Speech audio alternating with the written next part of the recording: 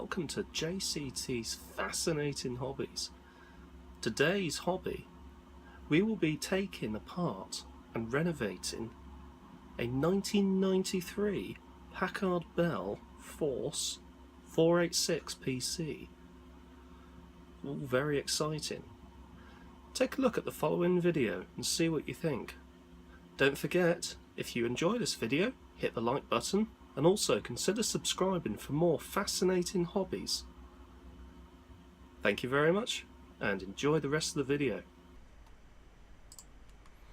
Today's project is an interesting one for me personally, as it represents the type of IBM compatible I cut my computing teeth on. The cheaper end of the market, an area where Packard Bell really gave a rather good account of themselves. First, a bit of history, courtesy of Wikipedia. Links to all articles referenced can be found in the description. In 1986, Bally-Allergan, Jason Barzilay and Alex Sandell, as equal partners, bought the American former radio and television set brand from Teledyne and resurrected it as a manufacturer of low-cost personal computers. Their computers were among the first IBM PC compatibles sold in retail chains such as Sears. According to Fortune magazine, Packard Bell sometimes benefited from misplaced name recognition with consumers, especially first-time computer buyers, and even some salespeople erroneously associating the company with others of similar name, such as Hewlett-Packard, Pacific Bell and Bell Laboratories. The confusion was further facilitated by Packard Bell's then current slogan, "America grew up listening to us." It still does. The company also sold nearly identical systems under different names, making comparison difficult. My particular machine was cast away to the previous custodian's attic many years ago. It was removed and acquired along with a couple of Acorn BBC-Bs. We shall feature in a future series. The BBC-B being the machine which started it all for me as far as my interest in computing was concerned. On to the specs. We have here a 1993 Packard Bell Force 486 SX PC, sporting an Intel 486SX processor, clocked at 25 MHz. Being the SX, we have no onboard maths coprocessor, which was found on the original 486 and later DX versions of the CPU. We have 4 MB of onboard RAM and a series of 30-pin SIM slots that would allow us to upgrade should I feel it necessary. I'm unsure of the maximum RAM amount this machine can take. The current specs on display suggest 20 MB, but I suspect an upper limit of 16 or 32 MB, which would tend to bring it in line with the thinking of the time and other machines within its competitor bracket. So, without further ado, let's lift the lid off my example and have a look around. So let's get the lid off this beast.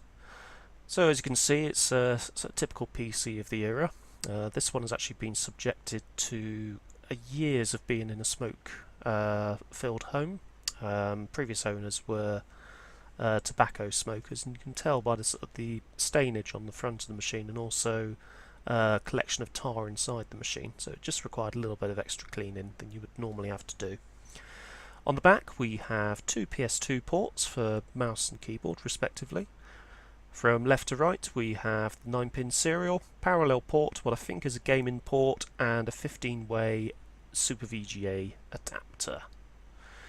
Lifting off the lid now, which proved to be a little bit troublesome, and bringing the machine back down.